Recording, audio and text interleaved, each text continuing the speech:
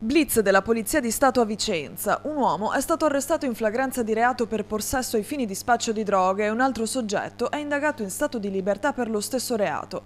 Nel corso dei controlli sono stati inoltre sequestrati cocaina, cannabinoidi ed eroina, mentre 3 persone hanno ricevuto sanzioni amministrative per uso di stupefacenti. L'intervento rientra nella vasta operazione nazionale alto impatto coordinata dal Servizio Centrale Operativo con l'impiego delle squadre mobili presenti su tutto il territorio italiano. Obiettivo della maxi operazione il contrasto dello spaccio, anche attraverso i cosiddetti cannabis shop e dei reati collegati alla criminalità diffusa, tra cui regolamenti di conti, reati contro il patrimonio, porto illegale di armi e episodi di violenza. Nel corso dell'operazione nazionale, le forze dell'ordine hanno identificato oltre 95.000 persone, arrestato oltre 380 soggetti e indagato in stato di libertà altri 655 individui, tra cui stranieri e minorenni, soprattutto in aree note per lo spaccio e la cosiddetta mala movida.